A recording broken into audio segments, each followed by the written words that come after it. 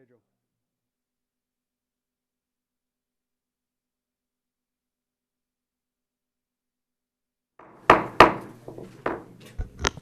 That's hopefully get the attention.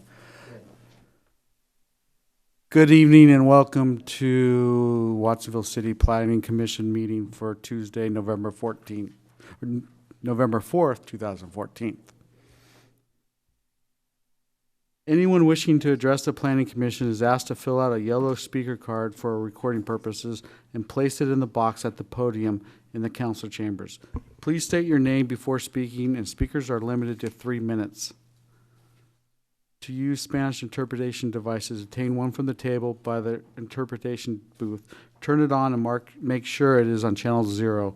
Hang it around your neck with the front facing out. If you cannot hear, check to make sure the device is on and unobstructed. It only works inside the city council chambers. Pedro, can I have you repeat in Spanish, please?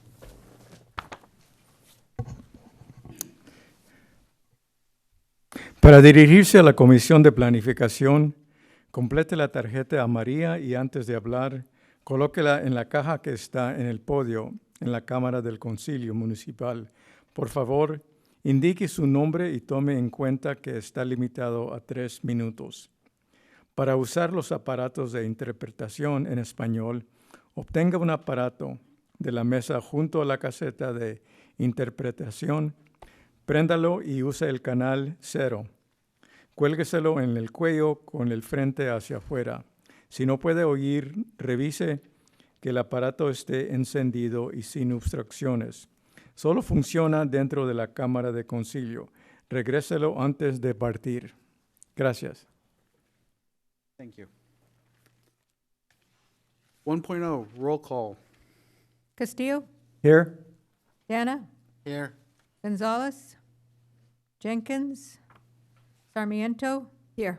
Gomez Concheras, Corley. Here. 2.0, Pledge Allegiance. If I get everybody, please rise. I pledge allegiance to the flag of the United States of America, the republic for which it stands.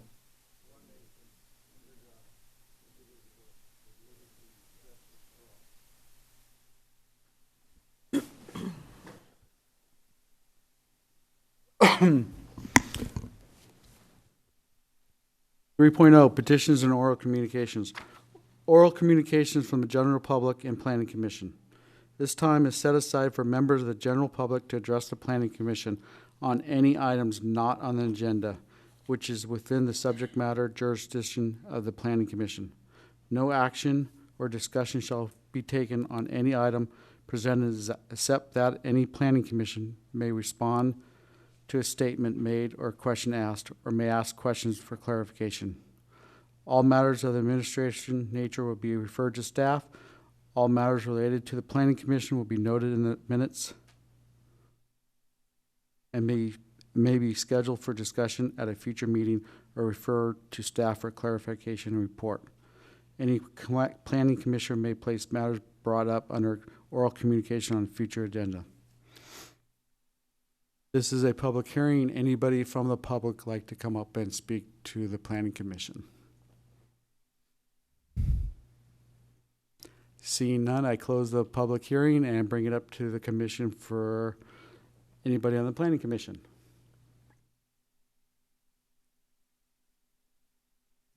No one on the planning commission? I just have one, I think. November 7th, or actually December 7th at 5 o'clock, we're going to have the holiday and the lights down at the Watsonville City Plaza. So I'd like to welcome anybody that would like to come out. That is December 7th at 5 p.m. at the Watsonville City Plaza. 4.0, consent agenda. 4.1, motion approving minutes for the October 7th regular meeting. I'll make a motion that we accept the minutes. I second. We have a first and second.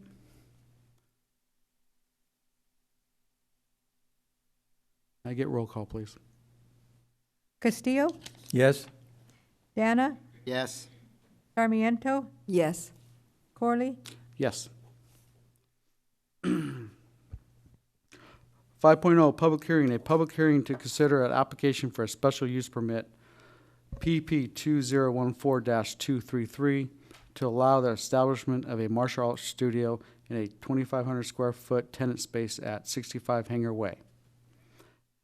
Staff presentation, please. Thank you, Chair Corley, members of the Commission and the community. I'm Keith Boyle with the Community Development Department. Tonight's application is from Manuel Diaz to have a martial arts studio in a 2,500 square foot warehouse space at 65 Hanger.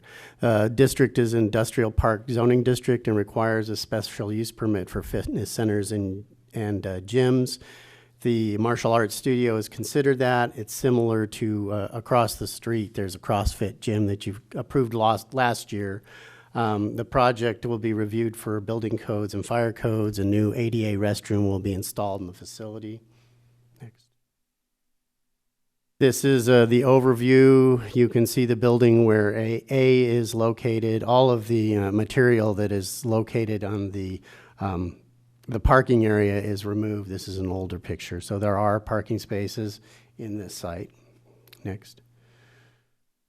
This is a floor plan and the whole building. There's 30 parking spaces. This project requires 18, 12 of which are assigned and 6 are in the lease for after hours. Next. This is the total split of parking. Again, 18 spaces required for this.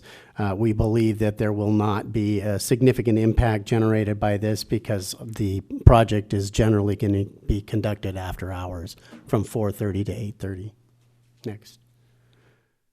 Proposed facilities do not adversely impact the properties or existing businesses in the site. Staff is recommending that the Planning Commission approve the project with findings and conditions in your staff report. Concludes my presentation. Thank you. Would the applicant like to come up and say anything?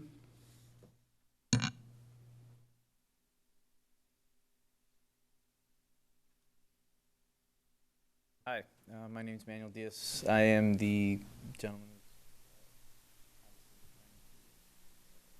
established a business at that location. I appreciate your time and consideration. As far as me saying anything, I just, I think it's going to be a great addition to the community, and I've done it for several years, and I think it's a definite motivator for people in the community as far as the kids and stuff, as far as what we teach, more self-defense and stuff like that. So, again, I just appreciate your time and your consideration, and hope it meets your. Thank you. Yes, Do you already have a location? Is this your, that's right. okay?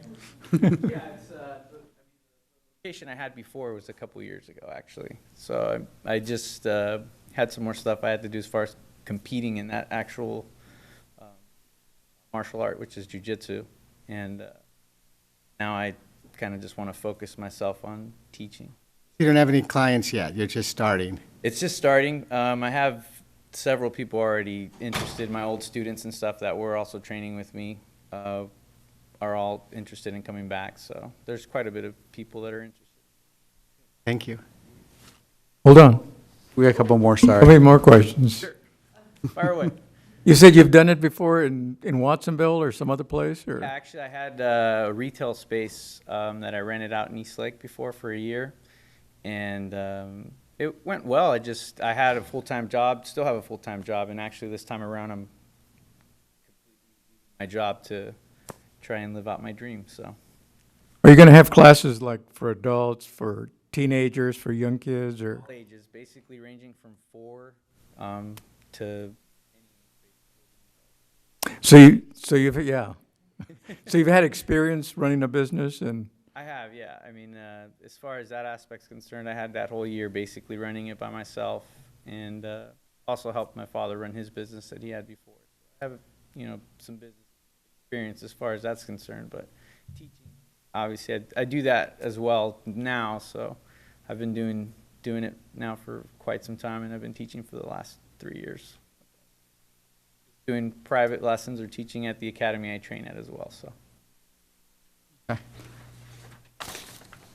Are you gonna have any employees? Or is No, this, no? Yeah, it's just specifically me. Obviously the target ranges for the hours and stuff. There's not really a lot of revenue that turns over. I mean, it's memberships that, you know, generate the revenue and stuff. But as far as being able to sustain the standard of living I have, it solely has to be on me as far as what we're going to charge and what we anticipate as far as the students that are going to come in. So it wouldn't benefit me to have an employee, unfortunately. Okay, thank you. Yes. And do you have equipment that you'll have in there, or is it more just a studio and, It's just a studio. Actually, it's open floor. It's just basically mat space that we use. Everything that I teach is all done through hands-on, basically. So it's kind of like grappling, you could say, or submission grappling is what we teach. It's used as a good form of self-defense. It's the ground aspect of what you see nowadays in mixed martial arts and stuff like that, where you see the cage fighting and stuff like that. That's not my area of expertise. It's more just the ground area of what to do when you actually are on your back, or, you know, trying to basically defend yourself from your back, or dominating the top position. So it's all hands-on wrestling, basically, you could say. Thank you. This is a public hearing. Anybody from the public like to come up and speak to the commission? Come on up.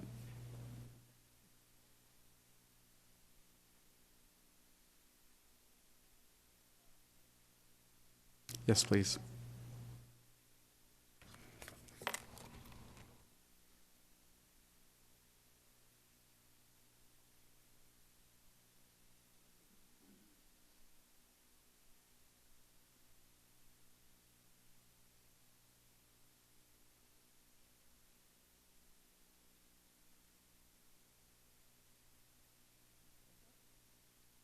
Yes.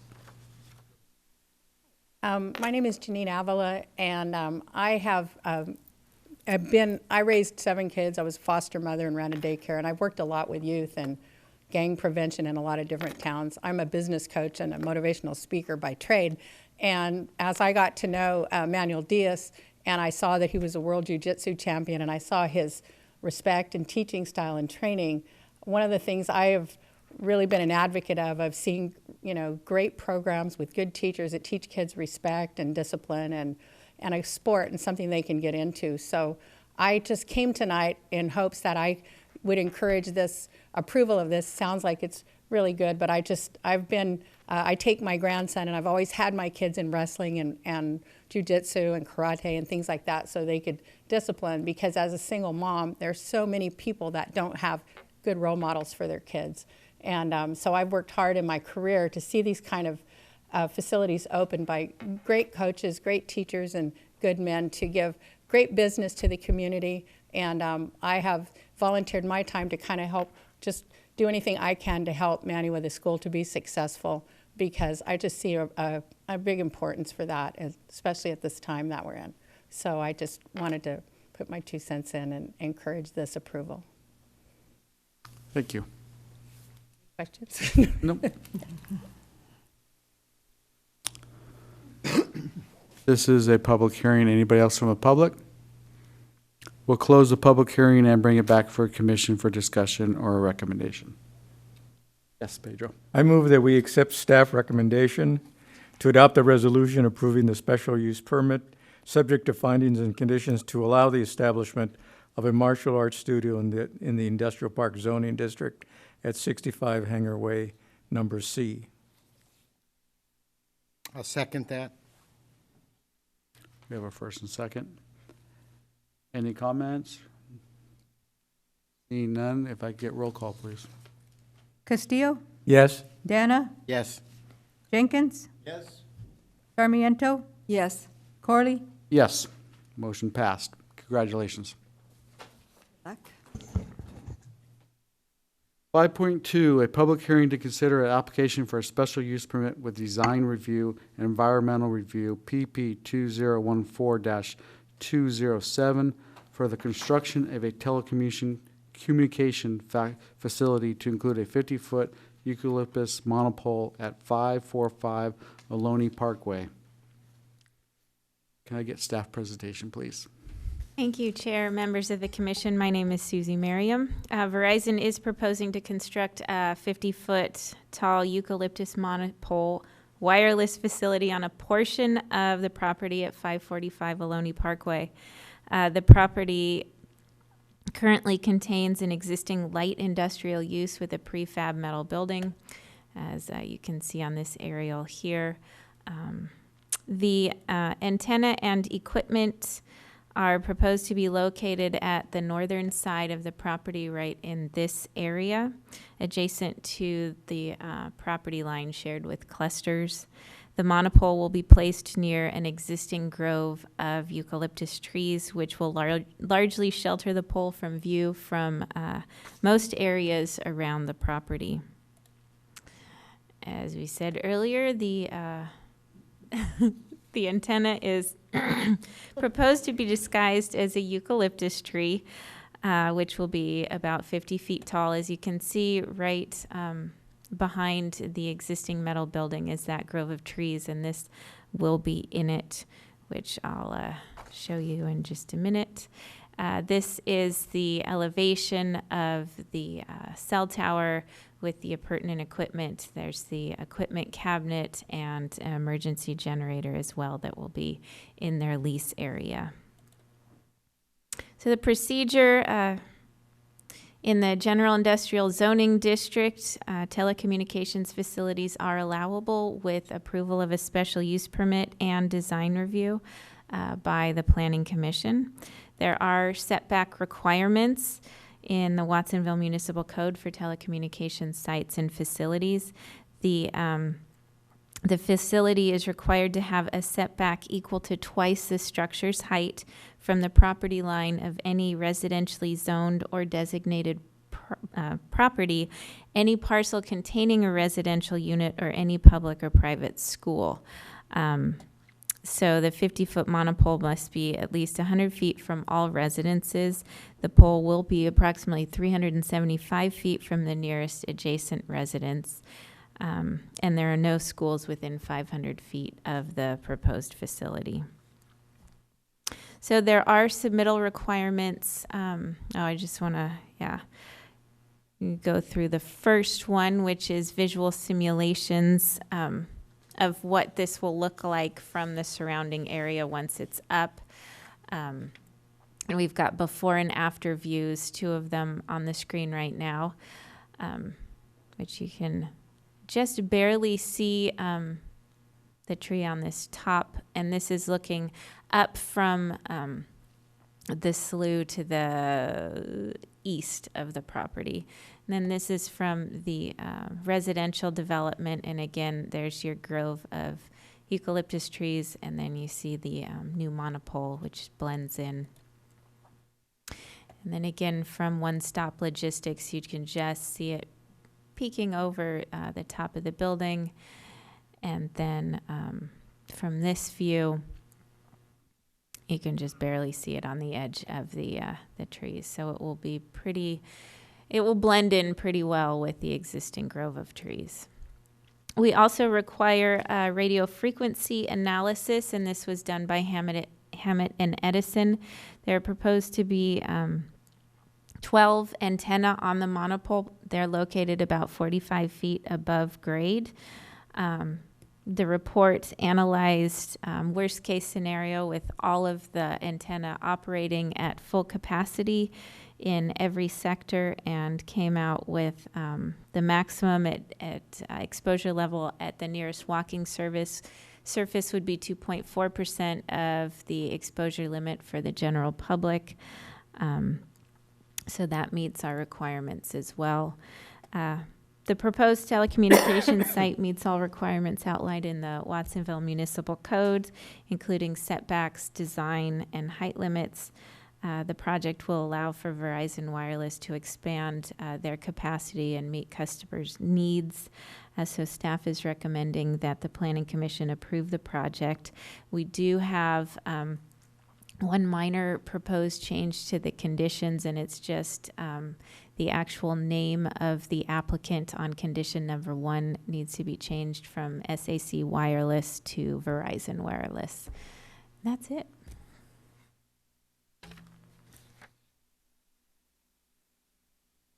Thank you.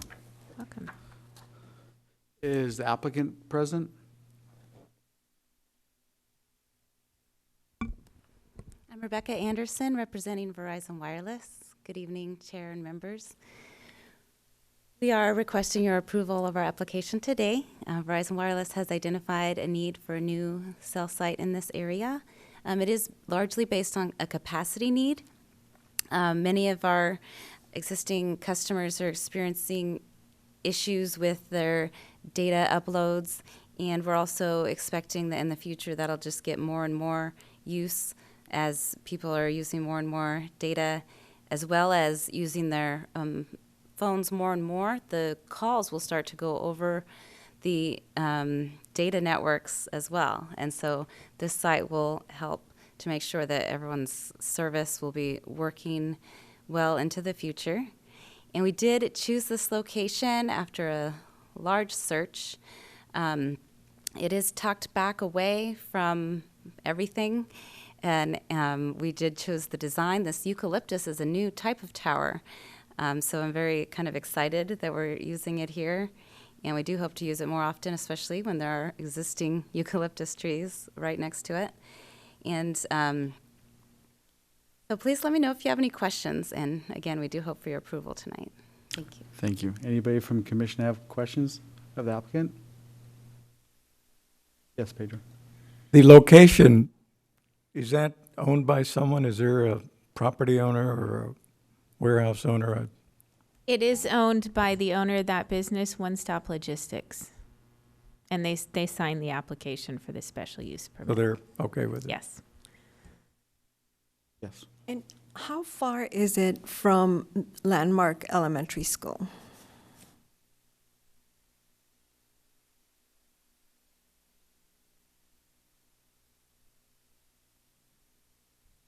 I wish I could zoom out on this, but again, here's the tower, and you've got the cluster site.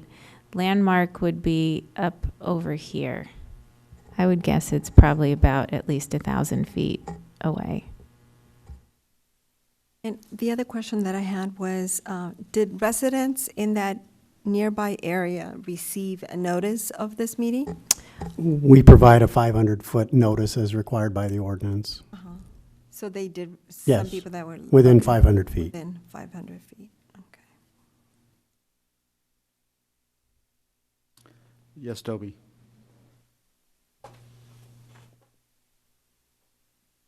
Susie, can you give us an update on the plans for the cluster property? What's happening there? Or It's kind of premature to discuss it.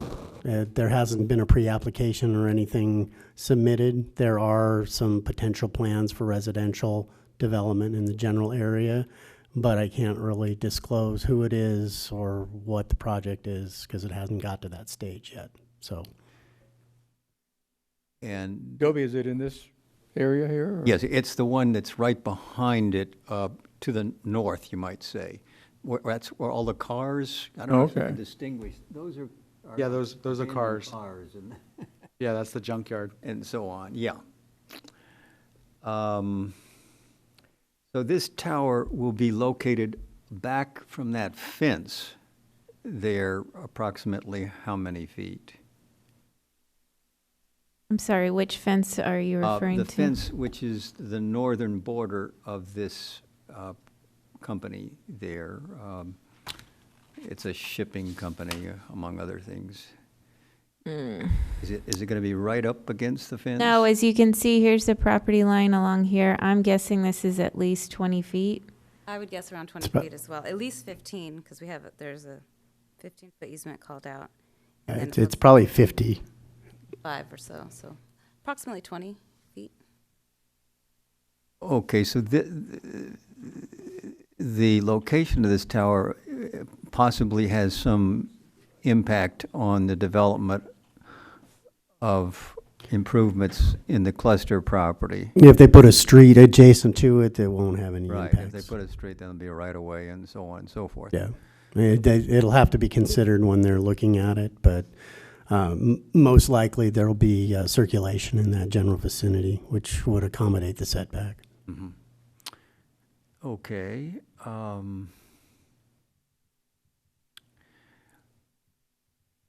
There's sort of a small aesthetic problem or challenge.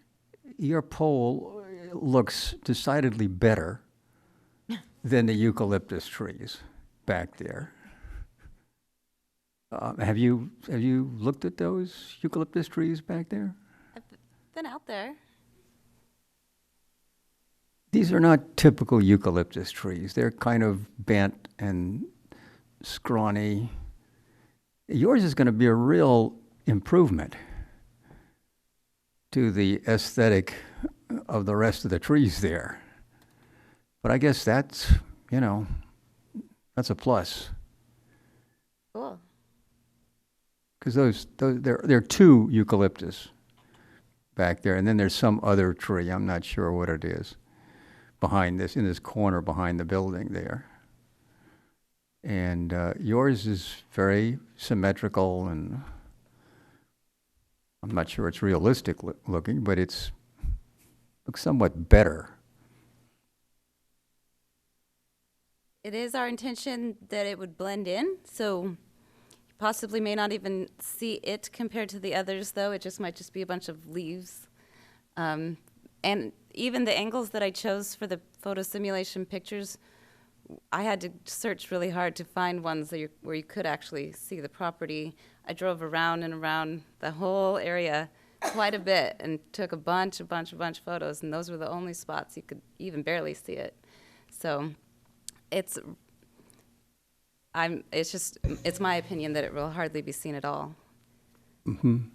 Would you be averse to planting a rather standard eucalyptus tree there that might accompany this? Or is that above and beyond your responsibilities? Planting one additional eucalyptus tree? Yeah, one or two. Or a couple. Yeah, because they'll grow up very rapidly and match your tree, so to speak. Is it your thought that the others aren't enough? Or Well, the others don't look like eucalyptus trees, quite frankly. And they're I don't know if it's hard to know if a tree is sickly now because they've all been without water for 3 years. I'm just an observation. I mean, it would not be something that we'd prefer to have to deal with, but because it would take some space on the property, and I've never judged existing real trees before. Everyone usually just takes real trees as nature. These are not majestic eucalyptus by any means. I just want to throw that out there. You might go out and look at it and say, and our those are tower kind of is only hideous proposed to be trees. 50 feet, and so it's way shorter than what's out there. But that could be something the commission puts in their recommendations, that they make a cluster and they put this in a cluster of trees. Might explore it. But that could be our recommendation to them for approval. So now, would the owner of the property have to approve that as well? Yes. Okay. So W, are you saying that this looks much better than what's there? Yes, this. That the trees this- there are kind of funky and this will stand out? This one, this one's people are gonna look at it and say, gee, that really is a nice looking tree. What's wrong with those other trees? But, that's not your responsibility, really. Yeah, But somebody down the line is gonna say, we're gonna take those those eucalyptus are they're on the cluster property. They're on the other side of that fence. So there's a reasonable chance they might come down with the development, particularly if there's a perimeter road. Perhaps the person who takes them down should be responsible for replacing them with new trees. That's something they might want to do. You Yes, could sir. have an urban forest. So my question is, in our package, is this basically the tree? This is a picture of the actual model of the tree? It's an example. It's an example, yeah. I think it's fantastic. Vista, Montana, that looked like a Christmas tree that somebody put some stems on it. It looked very odd. This looks like a real tree. And I would say that of all the cell towers that we've placed, this one, I would agree, Dobie, if this was right around a house or a neighborhood or in the middle of a park like Vista, Montana, you barely see this. You really have to go out there to see it. I think this is perfect, and it's not even, I don't even believe it's going to be the tallest tree there. You have great eyes, because when I look at these pictures, I can't tell. And, you know, if we take out the safety issue and all of that, which we have to, this one's perfect. I mean, I can't even see it. This is actually, I agree with you on that, it's a nice-looking tree. And compared to Vista, Montana, which looked like, you know, one tree in the middle of a field, it was very odd. So I like this. I like this project. I like where you're putting it, and I think it mixes in well. It's off the beaten path, so I think it's perfect. I'm going to support it. Any other commissioners have any questions? I do have a few questions. A necessity. Why do you have to have this out there? What's the necessity? We didn't get anything in our packet telling us why you need it. Oh, there should have been a whole 5-page document called Verizon Wireless Cell Site Necessity Case. So you're talking about the boilerplate thing that sends out to everybody?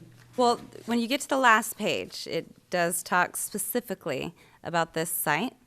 And our current site that we call downtown Watsonville is overloaded. And as I did start off the presentation, we do need more capacity for this area, especially the residents and also the commercial properties to the north. And that is the reason for this. So you're talking about page 4, where it says capacity is best shown in graphs And then page of 6. use of growth. And page 6, I don't have a graph. Oh. I It was in front. don't know why that was missing in your packet. I apologize. I didn't I saw the graph. make it. This one? Yeah, I don't have it. Oh, Oh, that graph? Yeah, that's the graph. Are you talking about this graph? those are the graphs. Okay. Yes. So let's go by, I have no idea what this graph means. So why don't you explain that to me? All I know for sure is that this is showing that the network is overloaded. In what way? The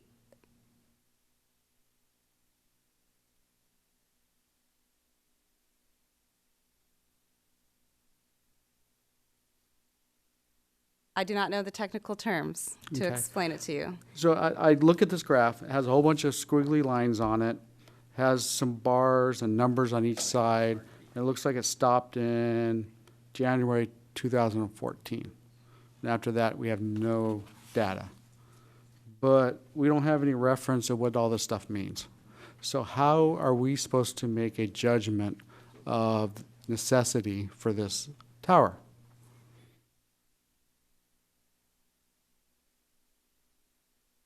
Well, number one, Verizon Wireless does not want to go and spend all the money that it is to put in a new site when it isn't needed. So But that would you're be- having other cell phone companies tag along, correct? I'm not Other sure other what- cell phone companies are going to be on this tower? It would be available for co-location if they wanted to. Okay. So you really don't have the answer to my question. The area is overloaded. I don't have any technical specific specs for you, though. So This did come from our RF engineer, and he did state that the site is needed due to an overload. And so having it come from the engineer, that is generally, to me, I had always just taken that as that is the statement of why we need it. but we, as the commission, need to know the answer. We need, where's your technician at? I apologize that I didn't realize that this would be a question. I mean, this is what we get to vote for. I mean, the only thing we can look at is necessity. We can't look at health or risks on the cell tower, but we could look at necessity. Why does Verizon need the cell tower? And all we get is a graph that we can't really read, and we have no one here in front of us to explain this graph to us. So that concerns me a little bit. I apologize. I do hope that you approve of this, and I will talk to the RF engineer and get you a statement and more detailed information, and I can even have them call you directly. Have you guys done a community outreach to the area? Having a community meeting yet? We didn't do a meeting, but there was a notice that went out. A lot of homes got the notice. Okay, thank you. Yes, Rick? I was wondering, does staff, when you make the application, does staff go through that portion of necessity, Keith? Did they have to prove to you during the application process that there is a necessity? Generally, if they're making the application, they believe there's a necessity. We do not go through we're not technically adverse to knowing everything. So, again, if they're making the investment, to their business model, there's a demand for it. I guess it'd be difficult to know what necessity is, right? I mean, wouldn't it be difficult to know if I'm... I mean, you need to be an RF engineer to really understand it. Not everyone is, so, Right. and that's... It would probably be wise for applicants to bring in technical expertise. There seems to be issues associated with it. You guys probably should bring your people on board because there are questions, so... However, I've heard from RF engineers who have been at meetings, and they haven't been able to interpret the data really successfully into layman's terms in the past. I do have to say that this is the first time I've seen information like this. Usually I see a coverage map that shows in-building coverage versus out-of-building coverage before and after, but generally, if a wireless company is making an application, then that indicates that they have coverage or capacity needs in the area. This isn't something that they like to proliferate just to have extra towers. They also have another application in for downtown, which will be coming probably in the next few months as well. Yes, Pedro? I'm not an engineer, but it seems that, I'm assuming that these squiggly lines indicate that the southern part of the city of Watsonville is overloaded. Too many simultaneous users, but I'm just inferring that. I'm not an engineer. It would be good to have an engineer here to explain that. It wouldn't take too long. One possibility would be is that we can go through the whole process and then either adopt the resolution or approving it or disapproving it, or could we postpone this until next time and get an engineer to explain what the squiggly lines are? I don't know, what the process is. I don't know how we're feeling about it. Yeah, I mean, you need to open the public hearing, take any testimony that's out there before you make some general discussions or decisions, but, it'll be up to the planning commission to make that determination. I could recommend also, you could approve this application. We can ensure that the technician will come to the next one for the next cell site, now that we, are knowing that that's a concern for you. Thank you. Yes, Jenny? So how many other towers do we have, Verizon towers do we have in the city? I don't know the answer to that. I don't know if planning. It's 14 total towers, 14? total, but that's not carriers. all Verizon. Okay. And which one what is the closest to this area that they're proposing? The closest to this area is downtown on the Recitar building. What about Lee Road? And Lee Road is probably equal distance. Yes.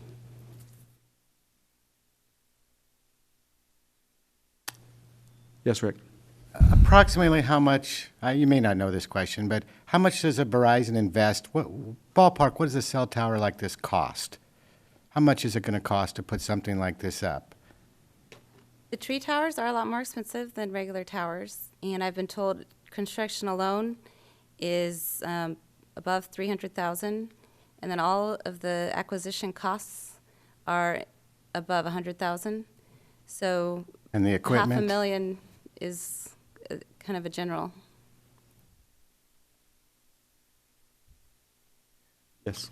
To follow up on this question, and then you're going to be, or Verizon's going to be paying the landlord yearly fee or monthly or? Correct. There's a lease rental fee. Dobie, did you have a question for the applicant?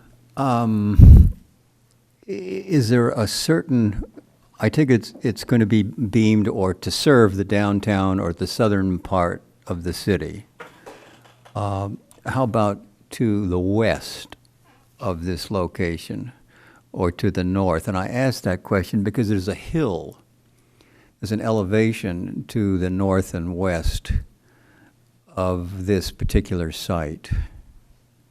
There are 3 directions that the antennas will be facing, and that is in the site plans. Are they on a page here? I'm sorry.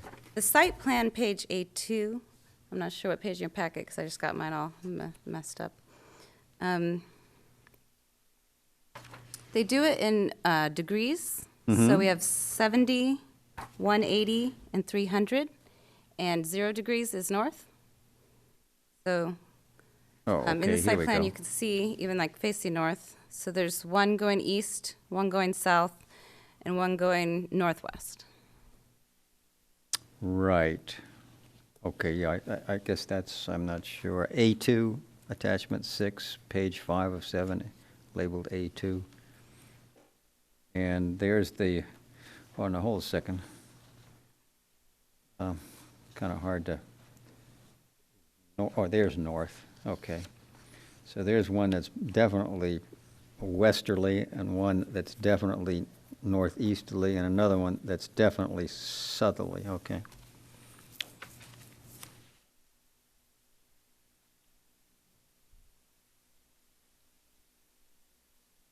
Do these things, these waves bend? I mean, it's not a straight line kind of coverage for the mobile service. Well, they are directional. Uh-huh. They're not as pointed as like a microwave dish. They do go kind of all out in the direction. If I'm not quite sure what your question. I see, otherwise was. okay. They're not as specific as like a microwave dish would go directly point to okay. point. These are kind of Yeah, more. because there is this, to the northerly direction, there's quite a hill on the cluster property, essentially, northwest. But if it just sort of sends a band of capacity out there, then a small rise. Because, yeah, I would say that the top of that hill is going to be above your tower by, I don't know, 20, 30, 40 feet. That's to the north and west of the location. But you're primarily going to be, or more importantly, being serving to the south and to the east. Yeah, they'll go all the directions, but it is taking off the offload from that existing site. Okay. I was just curious, it's labeled Harkin Slough. Is that because Harkin Slough Road is nearby? Is that why it's? Yes, and the slough itself. Because the slough adjacent to it is Watsonville Slough, but I didn't name it. Yeah, just that area. assume they must Someone saw taken it. it from the nearest major road. Must be. Ohlone or Harkin Slough. Any other commissioners have any questions of the applicant? Thank you very much. This is a public hearing. Anybody from the public would like to come up and speak to the commission?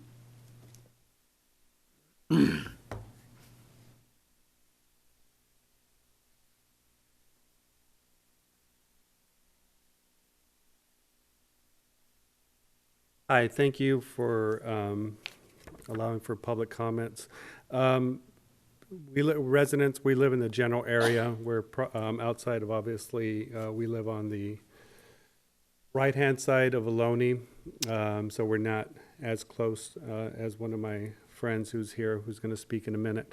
I had one question. Excuse me, can you please speak your name, please? Jose Reyes Olivas. Thank you.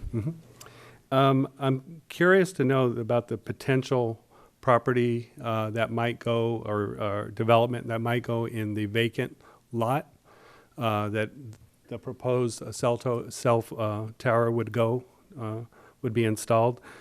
Now, I guess I'm confused. If there's the possibility of a development going into that area and there's an existing cell phone tower,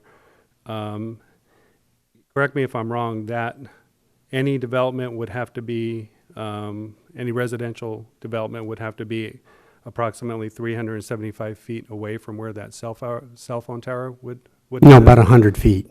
I mean, it's twice the height of the cell tower. So the cell tower is 50 feet. So a road would basically cover the, I mean, there is no design, so we can't really reference anything at this stage, but 100 feet is the setback.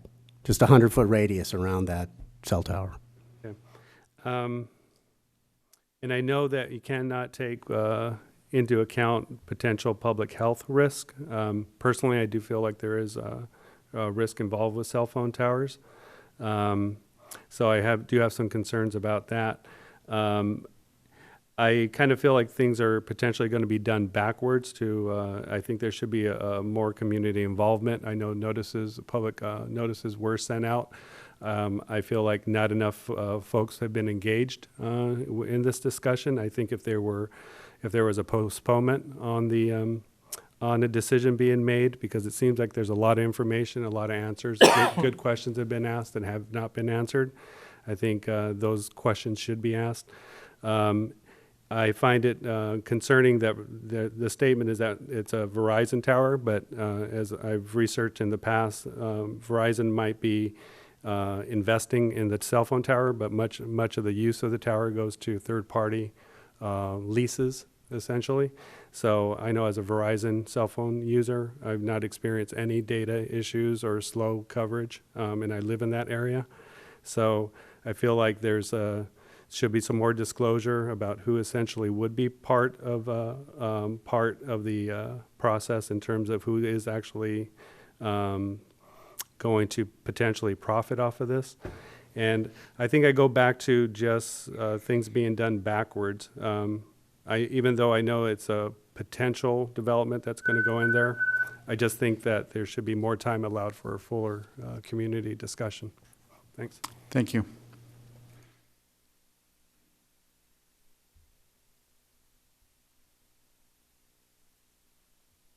Hi, my name is Reina Juarez. Thank you. Hi, my name is Reina Juarez, and I live on Lighthouse Drive, and I noticed that this is very close to my home.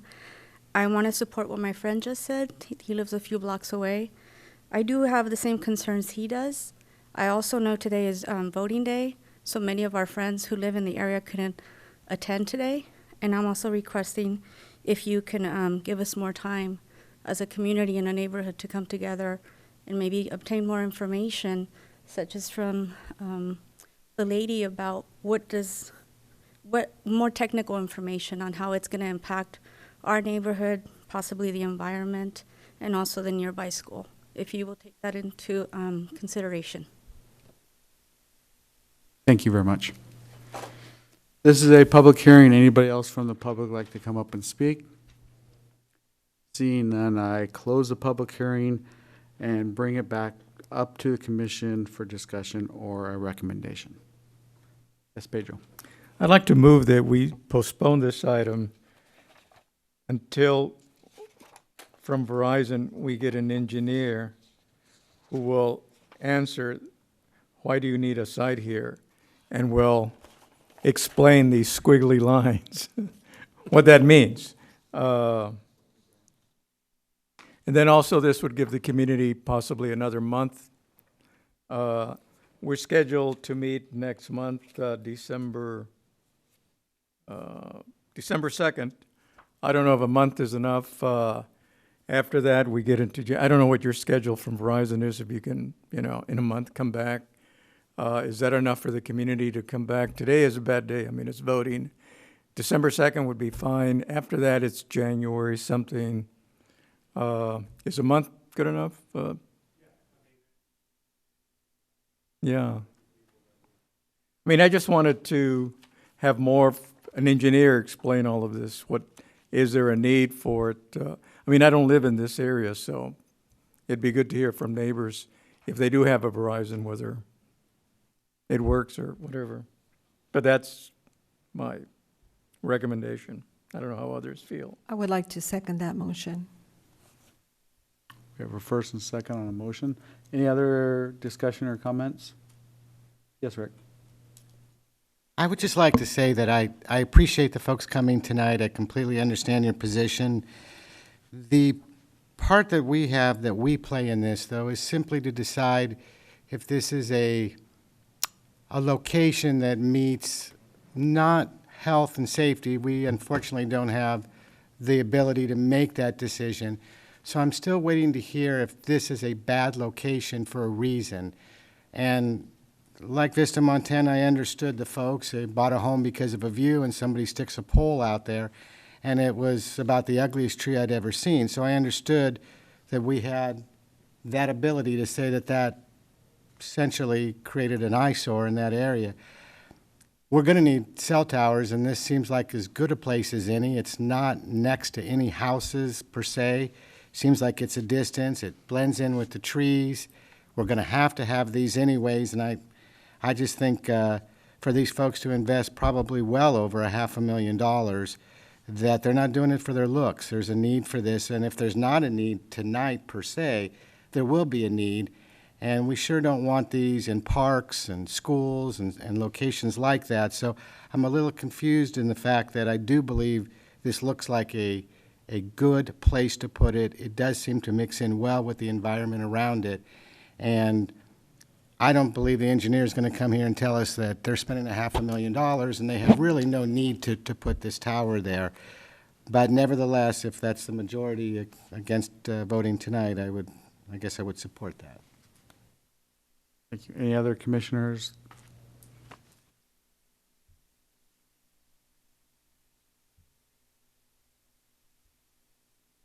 So we have a motion on the table. Can I get roll call, please? Castillo, Yes?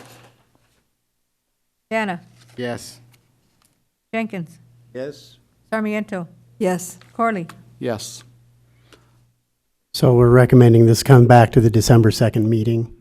And it just, as it was noticed are we going to renotice, or is that original notice adequate? I would like to make sure that the community in that area. The 500 feet is what we will do. Yes. We're not required to go beyond that. But we can make a recommendation for 1,000 feet, correct? It's not, again, that's, if the applicant will pay for that, potentially, but it's beyond what the ordinance requires. But in the past, we have done bigger distance. With a significant concern listed. And I'm concerned of going beyond 500 feet. Okay. But we have two people from the community, and we can get the word out that it will be on the December 2nd.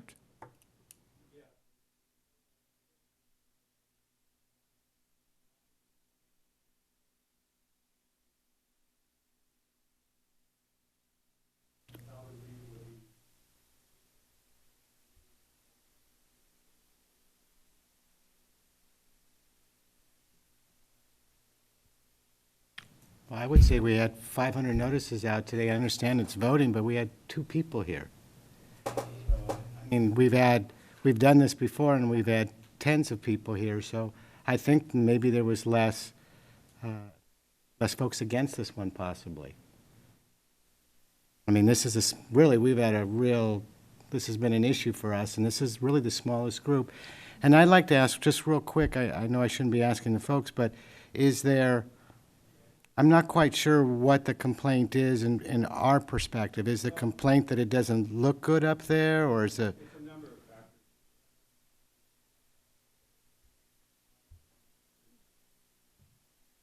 Right, which I completely understand. I probably agree with you on. Can you come up to the microphone, please? Could I just quickly ask the applicant, is December 2nd a month, is that okay? I mean, you'll go back and, Well, I think in this process, I appreciate the questions that were asked. I think the basic information about need should be demonstrated. And quite frankly, I think some type of accounting about the $400,000 investment should be, those statements should be provided, just as any thorough kind of intelligent decision that all of you are going to make. That information should be put forth by in this case, the vendor. I think you asked some good questions. Quite frankly, I don't think they're the most challenging questions, but even those questions couldn't be answered. So I think as stewards of the community, I think this is what the whole process of having a public forum is all about. If we have a vendor that obviously is in it for monetary gains, obviously they provide a service, they should provide all that information. For example, the question about third-party interest. Verizon is touting that it's, for their customers. Again, I'm a Verizon carrier. I live in the neighborhood. I have zero problems with connectivity or data use. However, once you kind of peel it back, then you find out that there are other parties that are interested. I think that's the whole point. So I do feel like having more community input and the opportunity of the vendor to provide all of you with that information is important. I understand that this potentially might be the best site for a cell tower. I don't know that for a fact. There are other existing towers that perhaps those could be augmented and used to expand their coverage. I don't know. So that's the whole point of a public forum like that. And I think, delaying the vote is at the very least what should be happening. I think all that information that has been asked should have been put in all of your hands ahead of time. So I think that's where I'm coming from as a community member, not just for this commission, all the commissions. Thank you. also, could I ask staff, when we come back on December 2nd, could we have a map of the city and where the current cell towers are located to, the 14? I think that would help in the discussion to know where the other ones are in the city. If Could that be something that we Yeah, can? no, it's not a problem. You Yeah. can probably get that added to the packet. Yeah. Yeah, not an issue. Yeah. 5.3, a public hearing to consider recommendation to the city council. Thank you. Uh, Thanks. Oh, sorry. So we're doing the 500 foot? Yes. Okay. Yeah. Sorry. A public hearing to consider a recommendation to the city council on adoption of a climate action plan and carbon fund program for the city of Watsonville. Can I get staff presentation, please?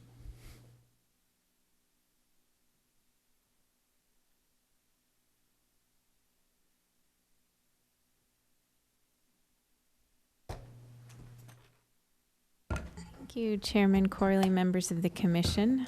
Got my team here. Got Betty Cito from Kima, and we've got James Barsamantoff from EcoShift. We've been working, and we've got Tiffany Wise West here right behind us. We've been working for a little over a year to create a climate action plan and carbon fund for the city of Watsonville. These are, let's see, essentially, the goals of the climate action plan are to reduce greenhouse gas emissions over the next 15 to 20 years in following the policies that are outlined in our draft 2030 general plan. It includes things like promoting commute alternatives, creating bike and pedestrian friendly routes, safe routes to schools, ways that we can get around town easily without having to use our cars. improved energy efficiency for both businesses and residences, reducing waste, increasing recycling and composting, and of course, protecting open space. The Climate Action Plan includes greenhouse gas inventories from 2005, which is the baseline year we used, and 2010, which is our most recent inventory. And we've created policies to reduce the greenhouse gas emissions to meet the state targets. And we also have a section on adapting to climate change, as past emissions will continue to affect the city for years to come. In addition to the Climate Action Plan, the city is proposing the adoption of a carbon fund ordinance that will provide additional funding for greenhouse gas reduction measures that are outlined in the Climate Action Plan. We are proposing a carbon fee that would be applied to development projects and would be based on a percentage of the building permit fee.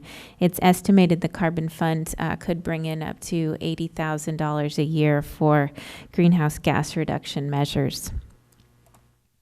Just to go over a little bit of the background, as you probably are aware, the state of California has been a national leader in adopting regulations to reduce greenhouse gas emissions at the state level since 2002, with the adoption of regulations to reduce vehicle emissions. And then in 2005, Executive Order S-305 was signed, setting greenhouse gas reduction targets. And then in 2006, it was followed up with AB 32, which was the Global Warming Solutions Act.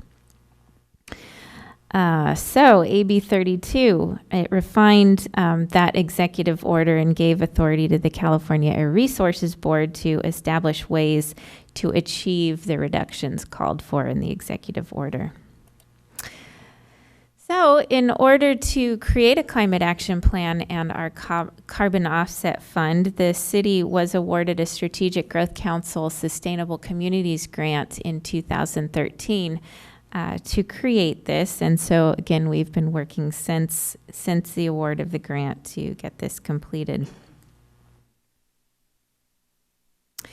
So procedure, the Planning Commission has the authority to review and make recommendation to the City Council regarding the Climate Action Plan and Carbon Fund, which is why we're here tonight. The city created a technical advisory committee, which included 7 members, and we met for about a year period to go over all the proposed policies, the outline for the Climate Action Plan, and also the structure of the Carbon Fund. So we went through regular, pretty much monthly meetings with the Technical Advisory Committee, and they were invaluable in really putting together measures and policies that that will work in this community versus things that may not have worked. Good ideas, bad ideas, and I think we came up with a great product. The city also held 2 community workshops, one in September and one in May of September 2013 and May of 2014, to inform the public of what we were doing. The first one was geared on policies in the Climate Action Plan. The second one was geared more towards the Carbon Offset Fund and how we should refine and structure that. Both were pretty well attended, and we gained valuable feedback from the public as well as the solar business community at that last meeting. So I'm going to pass this over to Betty Cito, who is going to go over the draft Climate Action Plan. Thank you, Susie. Okay, so I'm going to walk through the project components. As Susie mentioned, we have both the Climate Action Plan and the Local Carbon Fund program, and they're meant to go hand in hand to provide a vision for the city of Watsonville around greenhouse gas emissions reductions, and be a roadmap for how the city will meet the state requirements for the goals for 2020 and out to 2050. And we did want to leverage the existing programs and recognize all the success that's already happened here in the community, as well as fulfilling the regulatory requirements. And we also wanted to develop a mechanism to potentially attract outside funding and support a robust local economy. So what is a climate action plan? The state does provide guidelines for what should be in a climate action plan. These 5 bullets outline that you must first create an inventory. So what is your baseline from which you will measure future reductions? And second bullet is to forecast what your emissions may be in the future without any action. And then set a reduction target, and then identify the programs and policies that will enable the city to reach the reduction target. So here's what the numbers look like. The green bars represent the historic emissions here in the city of Watsonville. You can see that between 2005 and 2010, there was already approximately a 15% reduction in emissions.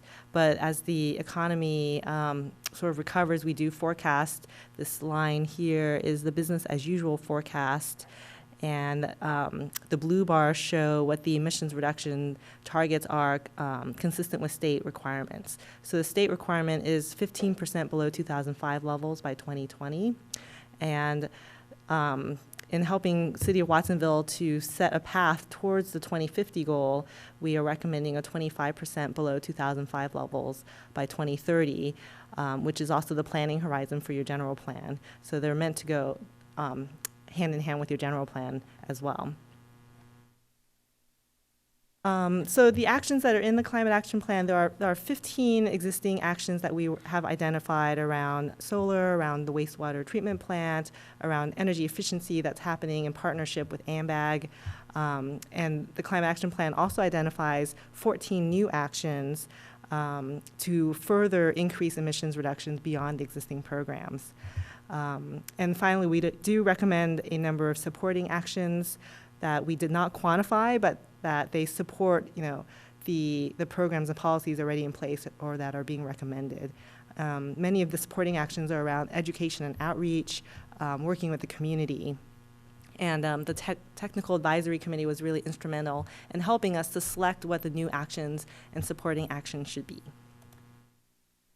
And so we did have a sort of framework for prioritizing the new actions. We did prioritize them as near-term actions or long-term actions, recognizing that you can't do everything at once. So how do we prioritize some of the programs and policies that we should start on right away? And the new actions were scored based on 4 criteria, which were environmental benefits, cost to the city, how easy would it be to implement, and then any co-benefits like local jobs, water conservation, that type of thing. And we also looked at climate adaptation. So recognizing that, even if we stopped emitting all greenhouse gas emissions, there is already a path towards, a change in our climate. So we did a vulnerability assessment for the city of Watsonville and identified some of the high potential impacts under a couple of different future scenarios. So heat wave and long-term power outages, severe storms and drought being the principal risks to the city. And we did provide some recommendations in the climate action plan for how to mitigate those risks. And finally, the plan is meant to be implemented, so we do outline, responsibilities. Principally, public works and community development would bear the brunt of, enacting these policies and programs. And the state does require the greenhouse gas inventory to be updated every 5 years, so you can see, are you on track? Are you above, are you below the trajectory to meeting your goals for 2020 and 2030? And then the climate action plan progress report to council, how are we doing in relation to the implementation plan, and then to do a full update of the climate action plan as needed. So now I will turn it over to James from EcoShift, who was our subcontractor, and they led the development of the Carbon Fund program to identify how can we fund some of the new actions that are recommended in the climate action plan. Great. Thanks, Betty. Thanks, Susie. Pleasure to be here tonight. So the second part of this project, after finishing the climate action plan, or in tandem with constructing the climate action plan, is to make a strategy for how to create a local fund that can help support some of these greenhouse gas reduction projects. So to develop this, we did a pretty exhaustive search of what other municipalities are doing around the country, even in England, as far as developing local structures for this. And this is really a process of elimination that took a few months and a lot of input from the Technical Advisory Committee. And we reviewed things from ranging from developing an actual carbon offset based on some project to some kind of voluntary measures. Looking at voluntary measures, they didn't seem to really work very well in other municipalities. So what we landed on is this structure for a carbon fund. The goal, let me use the mouse here, the goal is, of course, to reach reductions in greenhouse gas emissions.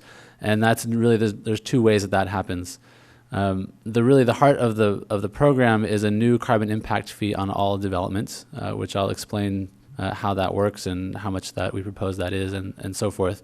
And the idea is that if a development does nothing and just proceeds as they would normally with their proposed development, they pay the carbon impact fee. And this carbon impact fee would go into the carbon fund and then would be used to implement climate action projects. And I'll describe how those are selected and so on in a couple slides. There's also a way to avoid the fee, and this is this other pathway here, where the developer would choose to put renewable energy systems on the proposed development. And depending on how much of the existing building load that renewable energy system satisfies, they would be eligible for either 50% or 100% refunds of the carbon impact fee. So it creates an incentive for developers to install likely solar panels or other renewable energy generation. And of course, if they get that refund, then that indirectly reduces the payback of their solar system because they have less fees to pay. And so this is a way to create an incentive for clean energy buildings. So through these two pathways, both of them lead to greenhouse gas reductions. Go to the next slide. So how does it work? Or starting with who does it impact? All new proposed developments would be required to pay the carbon impact fee. This includes, for new construction, all non-residential and residential. For additions, all non-residential and residential. And for alterations, all non-residential and multifamily.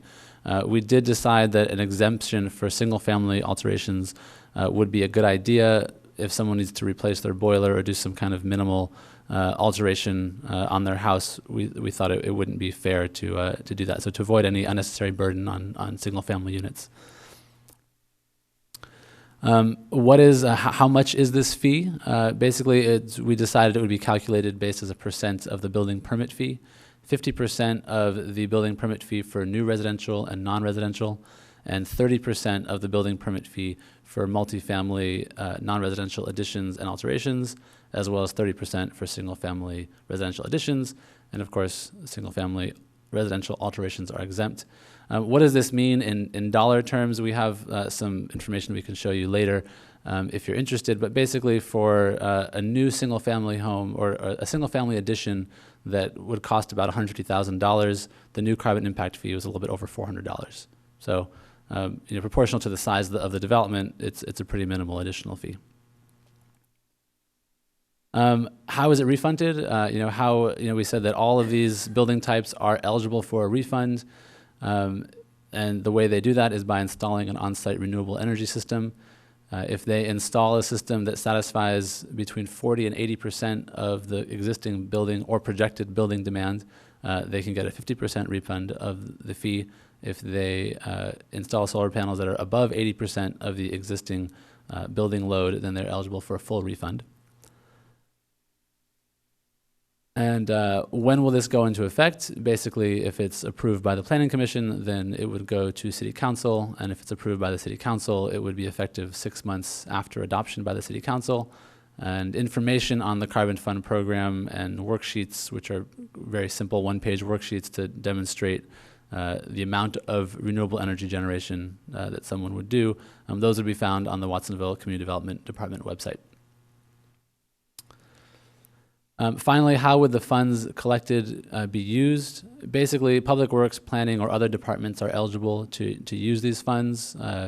There must be a direct or indirect greenhouse gas emissions reduction identified as a result of the project. So it has to be basically in support of the Climate Action Plan and aligned with the priorities of the Climate Action Plan. And that's all we have. Thank you so much for your time.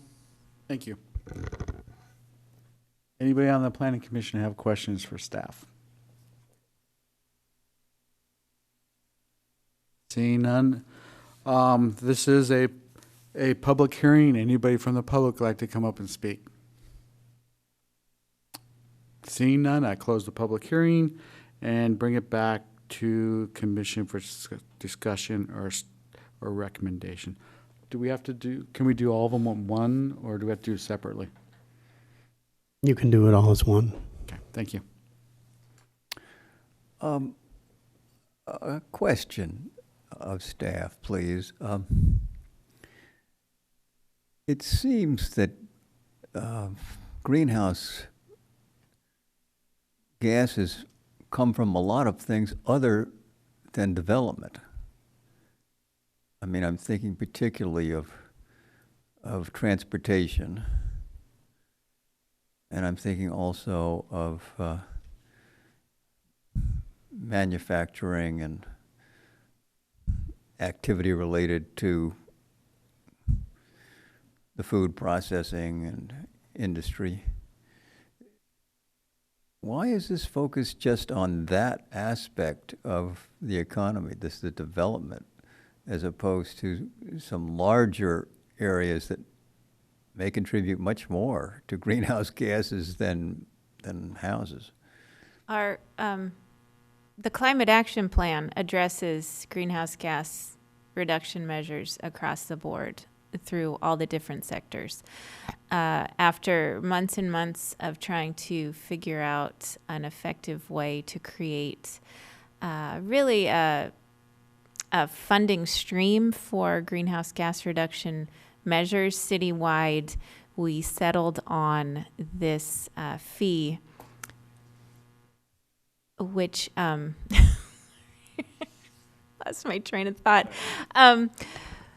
We settled on this fee for development because that was the most reliable, cost-effective way to create this ongoing funding stream. So yes, building is only one piece of the puzzle, but what we're trying to do is incentivize getting solar on existing and new construction, and at the same time creating this funding stream to do greenhouse gas reduction measures across all the other sectors. It's also important to recognize the city is really taking a leadership role in this. Nobody else in the 3-county region is doing this. And so this is kind of an experimental project. The state is doing cap and trade and some other policies to try and address the larger issues of transportation, et cetera.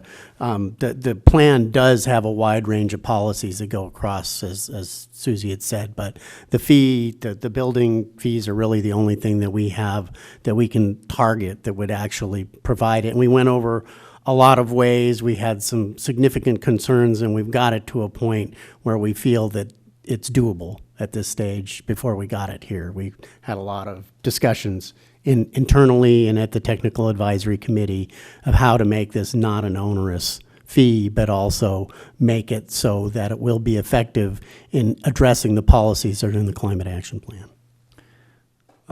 It's my understanding that the state is collecting a significant amount of carbon tax.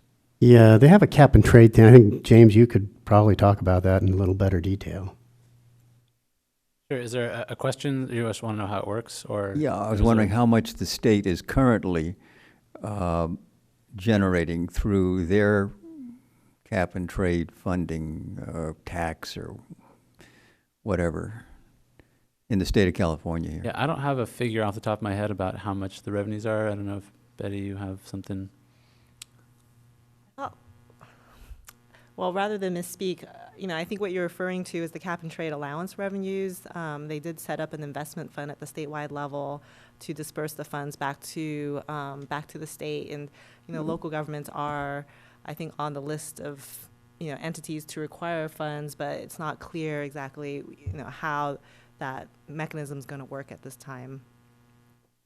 And it's pretty clear that, there's a lot in this climate action plan to do, and there will not be enough money for it. So to find any source of funding is a really good idea. I'll also add, you said that, you were talking about food processing and industrial. They are also affected by this building permit fee. It's not just residential. So. Right. I realize that, but I'm trying to imagine who generates all these greenhouse gases. And I have the impression that new construction, alterations and so on is minor compared to other activities in our community. And it's I'm always wondering what these entities, whether it's federal government or state government, do with these massive amounts of revenue that they have. And we're the ones that, provide this 98% of the services to people, whether it's clean streets or public safety, parks, so on and so forth. I take it that the construction industry, the building folks, and so on, took part in these discussions, and they agreed with you, or did they storm out of the meeting? We had no storming. No storming. I see. But you think it's going to generate about $80,000 given the current pace of development that's occurring in our community. And so with that $80,000, what you going to do? Again, it is a local, it's locally controlled. This does not go to the state or anybody else. That's heartening. The policies that are in the Climate Action Plan define what policies, and that it's between public works and planning and those development things that are out in the community. I mean, to determine what are we going to do? LED lighting? Are we going to do more solar panels? How can we most effectively use it? And we'll have a committee that defines that on a yearly basis and make a recommendation to City Council on spending it on I think it's a yearly process. Is how it's currently structured.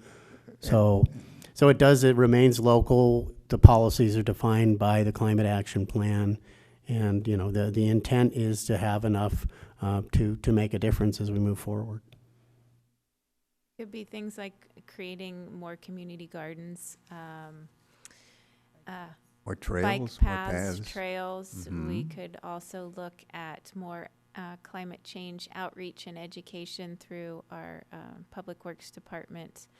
So there's a variety of things. $80,000 might not sound like a lot for public improvement projects, but it's also something we can carry over year to year, so we can grow that pot a little. But there's also smaller projects that could really utilize those funds that are less expensive. And again, this is something that nobody else has done. This is... Oh gosh, we're on the cutting edge again. On the cutting edge. Oh, Yeah. geez. Could it be used to help fund projects like the toilets or Yes, toilet, low flow retrofit, showers, all of those, yeah. backyard storm drains, the big containers, like they use it to water the grass or something? Yeah. Or lawn replacement programs. Those are things that other water departments in the area have been able to institute, and with extra funding, we may be able to as well. I see, but we don't have any examples of communities in California or beyond that have a funding mechanism for these types of activities? The closest to this is the city of Southampton. I'm not sure if it's called a city, but Southampton in England. And they have a similar type of program where they're having a fee on proposed developments. It's a port. But we have seen other cities impose a tax. The city of Boulder has a carbon tax that they use to fund their programs. So it's, it's a different type of mechanism. I see. And it's a carbon tax on, well, this, your associate is going to.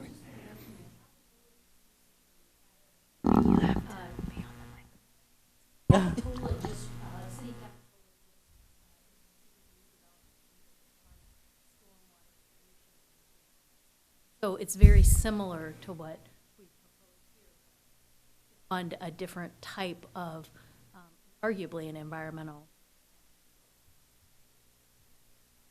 Thank you. Yeah, the city of Watsonville has other impact fees similar to this. We also have the impervious area and stormwater and all that as well. So this would just be a similar type of fee, but earmarked for greenhouse gas reduction measures. Yes, thank you. So this, I guess my only concern is that we're coming off a recession in the community. Development is important. And it's not like this is the only fee on developers, right? I mean, there are a heck of a lot of fees that go with any kind of building. And when you use the example so that I clearly understand this, so are you saying $150,000 worth of construction would cost you $400? Exactly. Yeah. Let me. So what's the actual fee?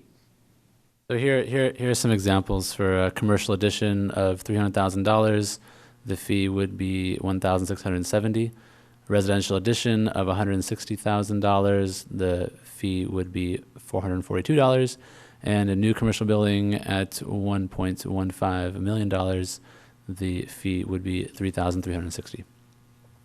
And we had this question come up in the technical advisory committee as well, and Tiffany spent a lot of time reviewing the fees of neighboring cities that are similar to Watsonville. I think we focused on Gilroy, Hollister, Salinas, perhaps. I think those were the ones. And actually, it's actually really difficult to do because the fees are based on a lot of information that is kind of hard to dig up. But what we came to is that Watsonville's fees are either in line or lower than neighboring jurisdictions. So the technical advisory committee didn't feel like this would, drive away development or anything like that. With the addition. With the addition, yeah. That's a good point of clarification. And actually, the original fee we proposed was actually significantly higher than this, and through discussion and input from the technical advisory committee, we lowered it. Probably, it was based on a different calculation, but it's probably about half of, or less than half of what we originally came up with. Could you give us a couple examples of what could offset the fee if they put in? Sure. There's, the residential addition, if they put up solar panels, that would, usually residential solar systems would be sized to at least 80% of the load of the building, if not 100%. And so that $442 would go away for that addition. When you look at larger buildings, the same thing applies. They would have to have sufficient roof space in order to put up solar. They could consider other renewable technologies as well, but we're assuming solar is what they would do. Industrial buildings might have other renewable technologies that could be appropriate, and those could also be used to reduce the fee or eliminate it. But in addition to renewables, we also have a provision for providing credit for energy efficiency.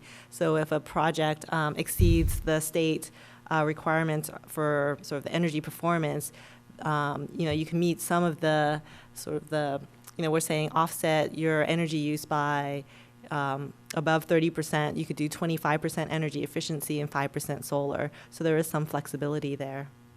So you mean like LED lights, if a building or someone goes all LED lighting, that could offset the whole cost? That probably wouldn't be enough, but that'd be counted towards it. So what is considered the alterations? It says family residential alterations. What would that be? Alterations are anything that doesn't add square footage to the unit. So it could be redoing your kitchen. It could be changing out your water heater. It could be, redoing, remodels, kind of things that don't add livable square footage to the house. So we felt that in that case, usually if you're, replacing your water heater or remodeling your kitchen, you're not thinking about adding solar panels at the same time. You're just thinking, geez, I need hot water, or, my kitchen's too small. You're not doing something that's changing the envelope of the building that you might consider increasing energy efficiency. And so it just didn't make sense to require a fee for those types of projects. In concept, I definitely support all the recommendations. However, with all the additional fees and taxes and measures that we have in the city, I definitely would like to make sure that people that are doing some minor remodeling or upgrading their homes don't have to pay additional fees. Yeah, that's exactly why we came to the same conclusion when we exempted single-family residential alterations. But you didn't do additions. So if I added on a room to my house, I'm in, right? Can I ask you one quick question too? So for instance, if someone does a commercial addition at $309,000, they have to pay $1,670. That'd be accurate, correct? Right. So if I put on solar panels when I do that commercial addition, you're going to take off that. So if I spend $25,000 on the solar panels, you'll give me. I won't have to pay the $1,670. Exactly right. Yeah. So we did some calculations of what your payback would look like for your solar panels, and depending, there's a range of possibilities of what this could look like, but it reduces the payback period by between a year and a year and a half, or sorry, 6 months to almost 2 years. The incentive though, and it's easier for me to pay $1,670 than it is to put solar panels on it. I don't think it would be an incentive. Unless I wanted to do solar panels, I don't think saving $1,670 is going to be the driving force, right? Well, that in and of itself, no. But any person developing a building is going to look at options to save money, and right now, a solar system pays back in around 10 or 12 years, and you might say, well, that's a long time. That's not really worth it for me. But given this calculus, it looks a little better. Instead of 12 years, now it's 10 years. So that might cross the threshold and cause someone to make a decision. The thing I want to point out that, just popped up in my head. Single-family residential additions have to be over 500 square feet. That's also an important number in the building world, because any addition over 500 square feet also requires fire sprinklers. So we have a lot of additions that come in at $499. Those would not be subject to the carbon offset fee. I was thinking, wait, I thought that was in there. It was. So it would be pretty much a major addition where you're looking at a lot of work with that for single family if you're going to be charged the fee.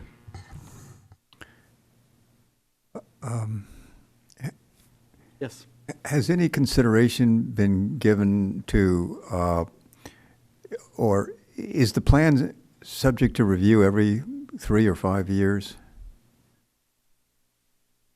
I think it is, isn't it? Yeah, as every, I believe, 5 years, we review the climate action plan and look at our greenhouse gas emissions. We'll do a new inventory and see where we are as far as that line. Hopefully it's going like this. So this fee might be subject to review at the same time. The fee, yeah, it could be. It could be subject to review at any time. If it's something that's not working, we definitely can bring it back for modification, revocation, whatever. Or if it's working great, if we need to increase the fee.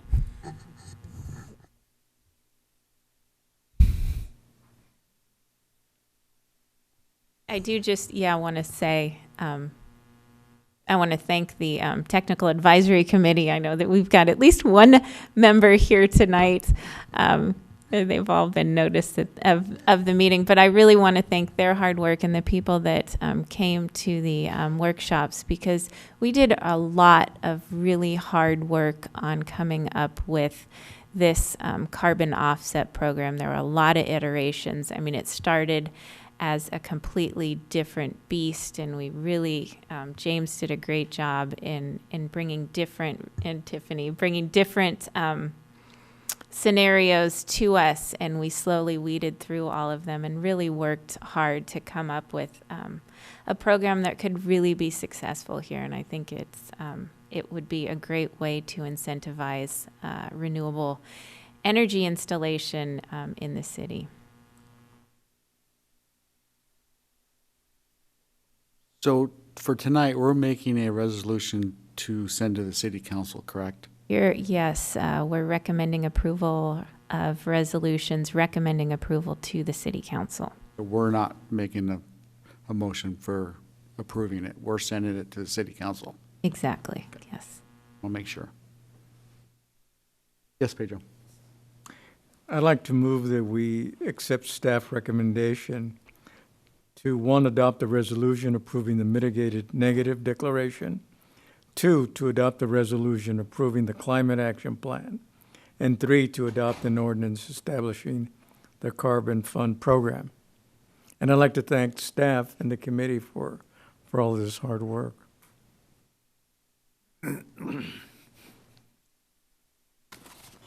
I'll second. We have a first and second. Any other commission discussion before we do roll? Seeing none, can I get roll call, please? Castillo, Yes? Ganna, Yes. Jenkins, Yes. Sarmiento, Yes. Corley. Yes. Thank you very much. Thank you. Thank you, and thank you for your work. 6.0, Reporter Secretary. Again, your December meeting is going to be bigger, especially after your continuation tonight. We were going to have a fairly long meeting. Now it's going to be a little longer, but that's okay. 4:30. We haven't had one of those in a while. Unfortunately, they're all public hearings. So anyway, I know you had talked about the Villager, and it's still under investigation, so we couldn't talk about it tonight, but there will be an alcohol item. The Appleton Grill will be coming forward for some review, so they may be able to do some issues about Villager. They're not recommending pulling the alcohol permit right now. They felt they did the best they could under the circumstances, so we haven't been getting that recommendation, but they will be able to talk about it by that time. So. And then we have a lot of upcoming items that probably next year you're going to have a slew of new projects coming forward. 3 hotels, a lot of apartments. You know, we've got a number of things happening. So anyway, I think the new year will bring a lot of exciting projects for you. But and not in December, is it? No. This won't be. This will be next year. Yeah, we haven't got them. We've got some pre-apps and some significant interest. It just hasn't gotten to a full application point yet, but they are coming. So I'm just letting you know. Also, Marcella was first day back was today, and she's doing very well. And looking forward to being back here as your chief. But anyway, she went home today. It was a first day back. It was a little bit strenuous. So anyway, day by day, but we're there to support her and moving forward. So concludes my presentation. Any other questions? All right. Meeting's over. Thank you.